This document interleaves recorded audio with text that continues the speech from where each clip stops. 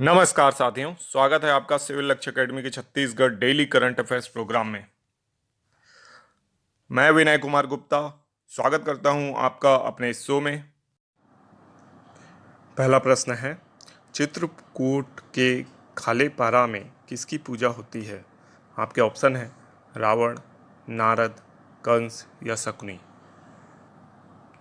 तो इसका सही जवाब है नारद। तो चित्रकूट के खाले पारा में नारद की पूजा होती है, इसको याद रखना है। यहाँ नारद भगवान की जो है मूर्ति भी मिली है, ठीक है। और वहाँ यानी प्रत्येक सप्ताह मूर्ति की पूजा होती है रविवार के दिन, ठीक है। तो इसको याद रखिएगा। नेक्स्ट क्वेश्चन है, छत्तीसगढ़ की पहली खुली जेल कहाँ स्थापित की गई थी? तो इसका सही जवाब है मसगांव, ठीक है। मसगांव में पहली खुली जेल स्थापित की गई थी। वर्तमान में ये खुली जेल बंद है, ठीक है, लेकिन सबसे पहली बार ये मसगांव में स्थापित की गई थी, इसको याद रखना है। नेक्स्ट क्वेश्चन है, राजा मधुरांतक देव का किला किन दो नदियों के संगम पर स्थित है? आपके ऑप्शन है इंद्रावती नारंगी, इंद्रावती गोदावरी, इंद्रावती कोटरी या इंद्रावती बोर्डिंग। तो इसका सही जवाब है इंद्रावती नारंगी, ठीक है। इंद्रावती नारंगी नदी के संगम पर जो मधुरांतक देव का किला है उसके भग्नावशेष मिले हैं, ठीक है। और ये माना जाता है कि यहीं पे राजा मधुरांतक देव ने अपना किला बनवाया था, ठीक है। तो इसको याद रखिएगा। अब देखेंगे हम राष्ट्रीय अंतर्राष्ट्रीय करंट अफेयर्स के प्रश्न। सुमित अंतिल ने विश्व पैरा एथलेटिक्स में कौन सा पदक जीता है? आपके ऑप्शन है स्वर्ण पदक, रजत पदक, कांस्य पदक या सांत्वना पदक। तो इसका सही जवाब है स्वर्ण पदक। तो सुमित अंतिल ने विश्व पैरा एथलेटिक्स में स्वर्ण पदक जीता है, ठीक है।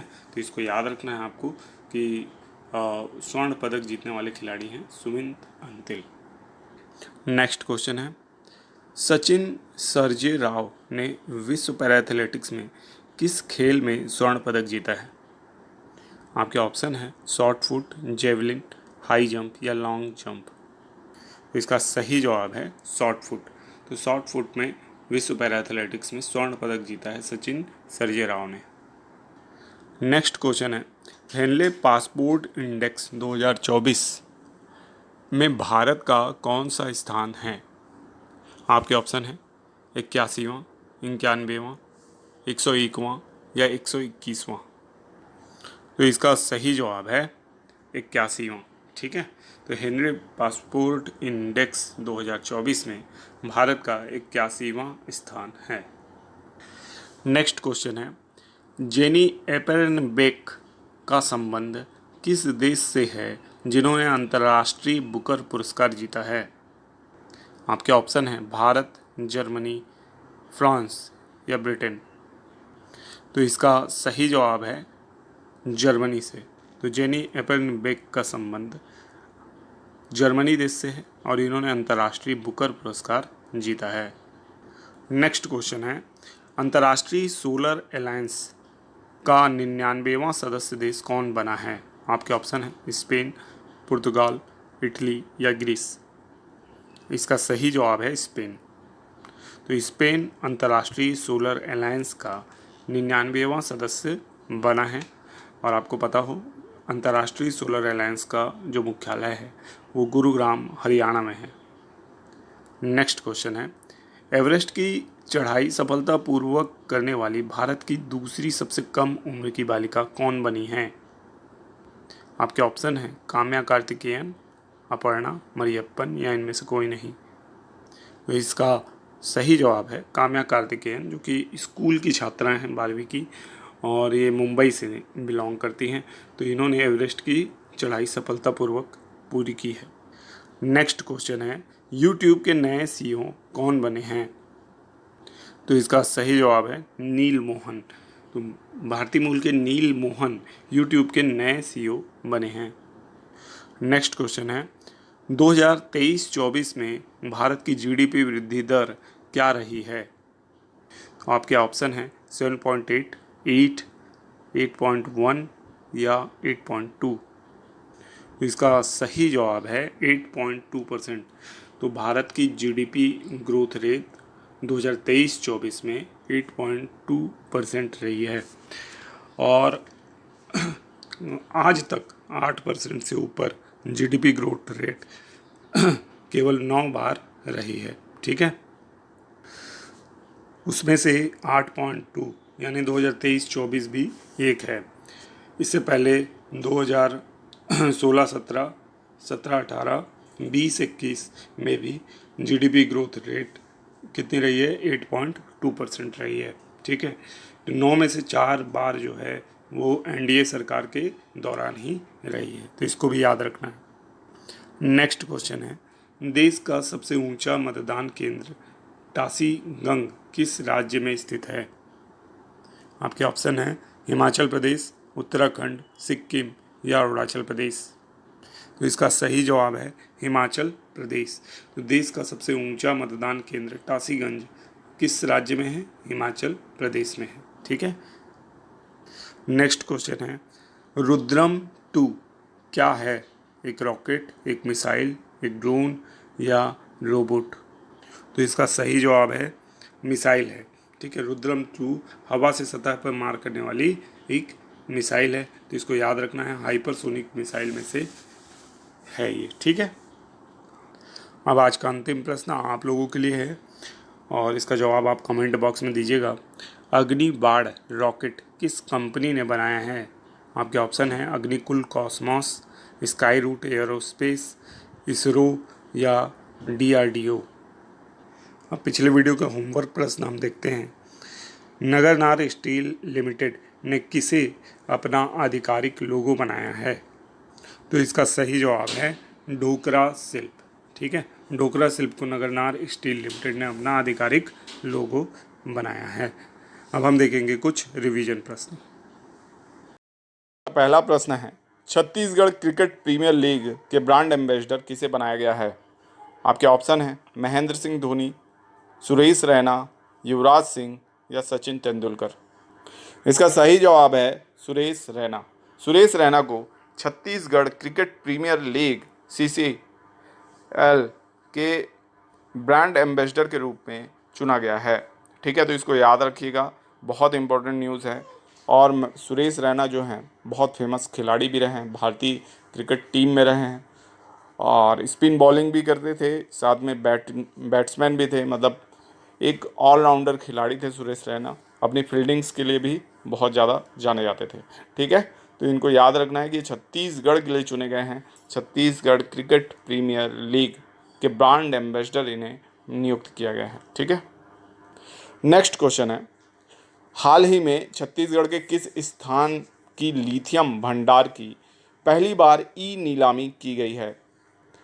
आपके ऑप्शन है कटघोरा, कोरबा, रायगढ़, सारंगढ़। इसका सही जवाब है कटघोरा। कटघोरा में लिथियम के भंडार थे, ये काफ़ी दिनों से चर्चा में था। अब केंद्र सरकार, जी हाँ, इसकी नीलामी किसने की है?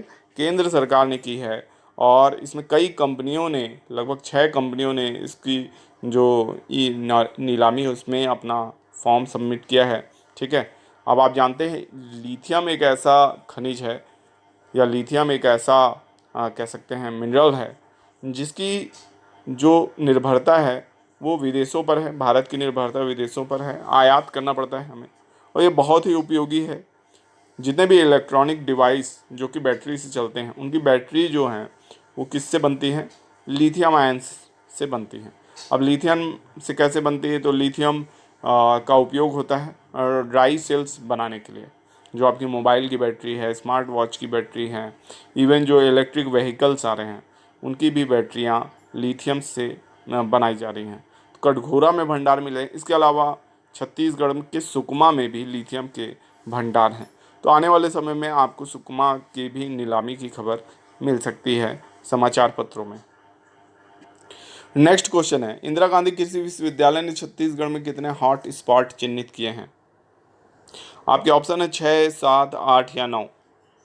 तो इसका सही जवाब है 9। ठीक है, इंदिरा गांधी कृषि विश्वविद्यालय ने छत्तीसगढ़ में 9 जैव विविधता हॉट स्पॉट चिन्हित किए हैं। ठीक है, तो इंदिरा गांधी कृषि विश्वविद्यालय जो कि काफ़ी ज़्यादा महत्वपूर्ण संस्था है, ये पादप और जो फसलें हैं उसके लिए रिसर्च करता रहता है। तो उसने 9 हॉट स्पॉट, जैव विविधता हॉट स्पॉट चिन्हित किए हैं, जो कि एक बड़ी बात है। छत्तीसगढ़ राज्य में 9 जैव विविधता हॉट स्पॉट इंदिरा गांधी कृषि विश्वविद्यालय ने चिन्हित किए हैं।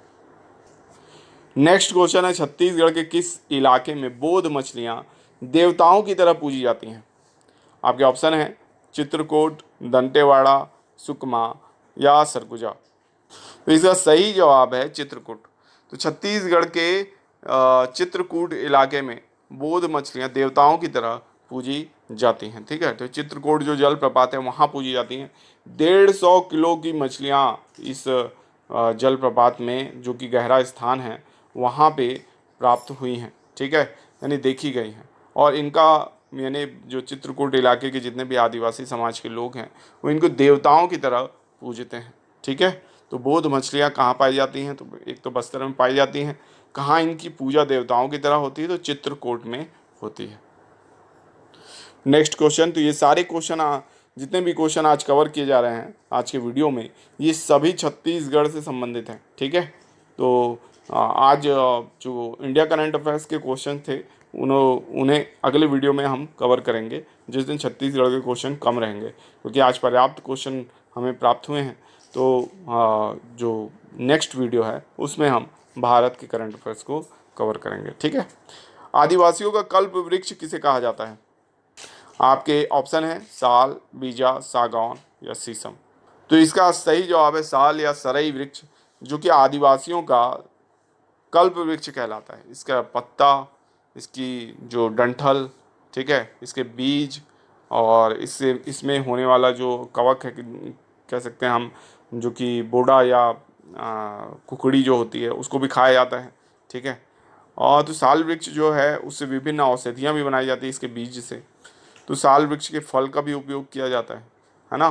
तो इस तरीके से देखते हैं साल वृक्ष के कई उपयोग हैं। औषधि उपयोग है, मुखारी के रूप में उपयोग किया जाता है, इसके पत्तों से पत्तल बना लिया जाता है।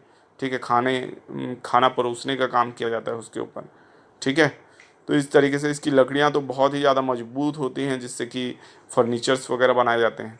तो पूरा साल वृक्ष जो है वो कल्प वृक्ष के रूप में आदिवासियों के लिए सामने आता है। इसलिए आदिवासी समाज में इसकी पूजा भी की जाती है। बहुत सी आदिवासी जो हैं, जैसे कि उरांव जनजाति में सरई वृक्ष की पूजा की जाती है। सरहुल त्यौहार जो होता है सरई वृक्ष में फूल आने पर ही मनाया जाता है। ठीक है, और बस्तर अंचल में साल, उसे बस्तर जो का पठार है या दंडकारण्य का पठार है, उसको साल वनों का द्वीप कहा जाता है ना। तो इस तरीके से साल वृक्ष जो है बहुत इंपॉर्टेंट है। इस वीडियो का अगर आपको पीडीएफ चाहिए होगा तो ये टेलीग्राम चैनल में आपको मिल जाएगा। टेलीग्राम चैनल का नाम जो है सिविल लक्ष्य एकेडमी ही है। ठीक है, इसके अलावा आप ट्विटर, इंस्टाग्राम में भी सिविल लक्ष्य एकेडमी को फॉलो कर सकते हैं। नेक्स्ट क्वेश्चन है, सोनामणि साड़ी छत्तीसगढ़ के किस क्षेत्र के लिए प्रसिद्ध है? आपके ऑप्शन है बस्तर, सरगुजा, रायगढ़ या कबीरधाम। तो इसका सही जवाब है बस्तर। सोनामणि साड़ी कहाँ प्रसिद्ध है? बस्तर में प्रसिद्ध है। और इसको जीआई टैग देने की मांग उठ रही है ना। जीआई टैग अगर इसको मिल जाएगा तो इसको वैसे तो ये विश्व प्रसिद्ध है ही, इसको और ज़्यादा पब्लिसिटी मिलेगी, जिससे इसकी बिक्री भी बढ़ेगी। और यानी कह सकते हैं किसी क्षेत्र की वस्तु को अगर जीआई टैग मिलता है तो इससे उस वस्तु की जो कह सकते हैं क्वालिटी है उसको हमेशा चेक किया जाता है और इससे उसके व्यापार में फ़ायदा होता है। ठीक है, तो बस्तर को इसका फ़ायदा ज़रूर मिलेगा, छत्तीसगढ़ को फ़ायदा मिलेगा अगर सोनामणि साड़ी को क्या मिलता है? GI tag. हालांकि इसका प्रयास सरकार की तरफ से चल रहा है। नेक्स्ट क्वेश्चन है, छत्तीसगढ़ की किस पहाड़ी में करोड़ों साल पुराने फर्न मौजूद हैं? आपके ऑप्शन है कैमूर, बैलाडीला, मैकल या कबरा। इसका सही जवाब है बैलाडीला। बैलाडीला पहाड़ियों में करोड़ों साल पुराने फर्न मौजूद हैं, तो इसको याद रखना है। ठीक है, और जो बैलाडीला पहाड़ी है इसमें इसको जीवित जीवाश्म की संज्ञा दी जा रही है इन फर्नों को, और इसके ऊपर स्टडी करने के लिए अब देश विदेश से जो वैज्ञानिक हैं वो बैलाडीला की पहाड़ियों में पहुंचेंगे। लेकिन सबसे दुखद बात यह है कि बैलाडीला की पहाड़ियों में लगातार लौह उत्खनन, टिन उत्खनन के कारण ये जो पूरा क्षेत्र है ये कह सकते हैं कि एक मिनट, तो मेरी बिटिया भी रिकॉर्डिंग में अपना सहयोग दे रही है। ठीक है, छत्तीसगढ़ की जो डीला पहाड़ी जो है, यहाँ पे क्या हो रहा है, उत्खनन कार्य हो रहा है, खनिजों का उत्खनन हो रहा है, इसलिए यहाँ पे कह सकते हैं जैव विविधता को हानि हो रही है। तो इससे ये जो करोड़ों वर्ष पुराने फर्न हैं, इनको भी हानि हो सकती है। हालांकि आदिवासियों ने कई बार यहाँ प्रोटेस्ट किए हैं ताकि ऐसा ना किया जाए। नेक्स्ट क्वेश्चन है, डेडा जो कि बीजों को संरक्षित करने की विधि है, किस जनजाति में प्रसिद्ध है? तो इसका सही जवाब है मुरिया। मुरिया में डेडा बीजों की संरक्षित करने की विधि प्रसिद्ध है। ठीक है, और मुरिया जनजाति आपको पता हो ये बस्तर अंचल में निवास करती है ना, तो इसको याद रखिएगा। नेक्स्ट क्वेश्चन है, छत्तीसगढ़ की सबसे बड़ी गज लक्ष्मी की मूर्ति कहाँ स्थित है? चित्रकूट, भैरमगढ़, भोरमदेव या सीता नदी? तो इसका सही जवाब है चित्रकूट। चित्रकूट में छत्तीसगढ़ की सबसे बड़ी गजलक्ष्मी की मूर्ति विद्यमान है। ठीक है, चित्रकूट जलप्रपात यहाँ पे इंद्रावती नदी पर स्थित जलप्रपात है। ठीक है, जिसको छत्तीसगढ़ का या भारत का नियाग्रा कहा जाता है, सबसे चौड़ा जलप्रपात है भारत का। ठीक है। Thanks for watching. God bless you all.